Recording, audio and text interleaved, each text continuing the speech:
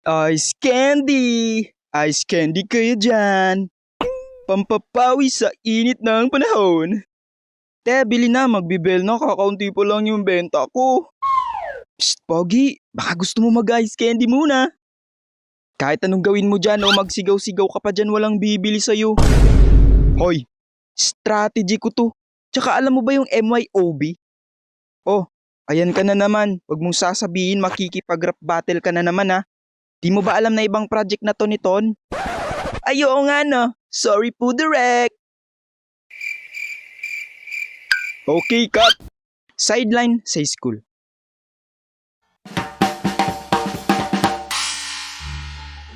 Level up to high school life? Syempre level up na rin yung gastusin.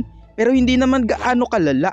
Since mahirap lang naman kami, syempre nahihirapan rin kami pagdating sa araw-araw na gastusin. Lalo na pagdating sa school expenses. Ang inay ay nasa bahay laang. Yung trabaho niya is handicraft. Tapos yung itay naman ay sa bukid nagtatrabaho. Pagkaanihan lang makakabenta ng palay. Kaya one day naisip na lang ni Mother Earth, Anak, what if mag-sideline ka sa school nyo? Magbenta ka kaya ng ice candy doon? Ma, ayoko po. Nakakahiya.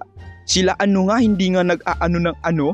Tapos ako ipapaano nyo sa akin yung ano? Yung ano? Yung ice candy po. Bahala ka, wala ka ring babaunin. Wala pa naman akong perang maibibigay sa'yo. Tsaka diba sabi mo may ambagan kayo sa school? Basta.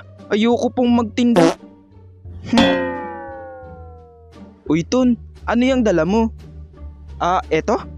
Huwag kayong maingay ha. Bomba laman neto. Sasabugin ko tong buong campus. Ano? Grabe, ang siseryoso nyo naman sa buhay. Joke lang, nagbibenta talaga ako ng ice candy. Gusto nyo? Bili na kayo, mura lang oh. Hello, 911. May suicide bomber po dito. Pre, pautang.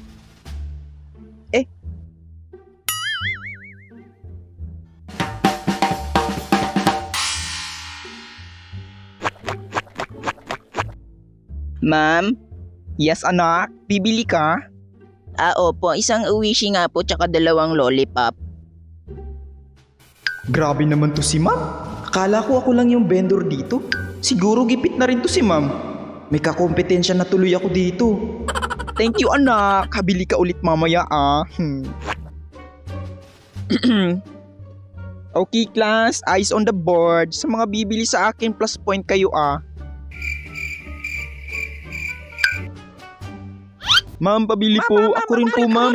Ma'am, isang refresh nga po. Ma'am, basta pabili nagbibenta po. tayo ng Ma'am, mga may dyan. po ba kayong ibinibenta dyan? Ma'am, pakyawin ko na lahat. Isa-isa lang. Mahina ang kalaban, mga be.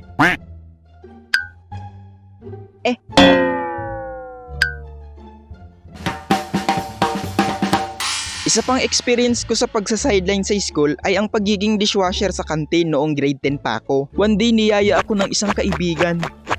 Uy Tun, tara sideline tayo. Naghahanap yung kantin ng pwedeng maging tagahugas kahit every lunch break laang. Uy, magandang racket yan O sige ba? Kailan ba daw tayo magsisimula? Mamayang lunch break na daw. Sige. O paano mamaya na lang Ge, balik muna ako sa room Ge, punta tayo dun Oo pre, mamaya Oo pre, sige na pre Gi pre. Oo pre, sige pre. Gi pre. Pre, sige pre. Sige pre. Pre.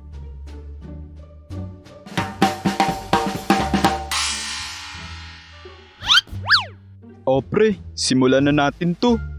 Alright, let's do the washing of hugasin sa kantin.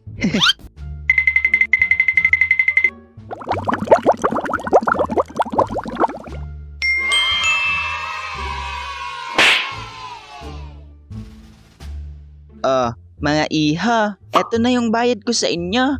Maraming salamat sa tulong ninyong dalawa. Uy, maraming salamat po. Sige, bukas ulit Opo, maraming salamat po tiya. Nice one pre. Appear. Isa pa sa naging sideline ko sa school ay ang pagdodrawing. Yung tipong sa'yo lalapit ang mga klase mo kapag may project na related sa arts. Uy, Tan, pwede magpa-drawing sa'yo. Babayaran na lang kita. Ay, Tan, papagawa rin sana ako. Kasi hindi ako marunong mag-drawing eh. Kahit nga stick figure, nahihirapan ako. Kaya papagawa na lang ako sa'yo. Simplihan mo lang ah. Uy pre, ako rin ah. Kahit hindi mo nagandahan para hindi halata ni ma'am na iba yung gumawa. Siyempre, babayaran rin kita. Mukhang mapapalaban ako neto mamayang gabi ah. O sige, bukas na bukas tapos na rin ang mga yan. Thank you, Tan. O, eto pala bayad ko sa'yo. Eto rin yung akin. O pre, keep the change na. O diba? Hashtag sideline pa more. Kaya pagka uwi ko ng bahay ay simulan ko na agad yung pinapagawa nila. Minsan inaabot ako ng hating gabi kapag halimbawa pinapakulayan pa nila diretso. Tinatapos ko agad yun kasi nauna na ang bayad. Nakakahiya naman sa kanila. At syempre nang maibigay ko na sa kanila ay happy naman ang mga client. Okay class, eyes on the board. So yung project nyo na drawing ay magde-deadline na bukas. Pero 4 pa lang yung nakakapag-submit sa akin. What about the others? So if wala pa rin kayong maisubmit tomorrow, bahala kayo. 0 na kayo sa akin. Anyway, time na. Kaya goodbye class. Goodbye, ma'am. ma'am. Bye, ma'am. See you tomorrow.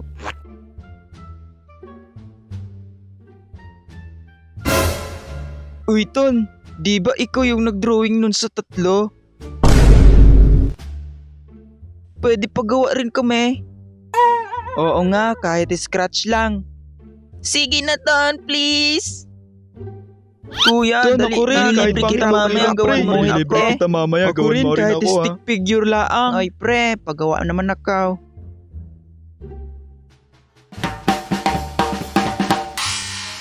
Mother, I'm home. Ay, buti na andyan ka na anak. Anak, iutang mo nga ako dun sa tindahan ng bigas. Ma, hindi na po kailangan umutang.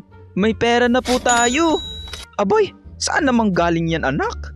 Marami po kasing nagpa-drawing sa akin sa school ma. Naku anak, nakakatuwa naman. Ang bata-bata mo pa pero madiskarte ka na. Gusto mo ako nang magtago niyan lahat?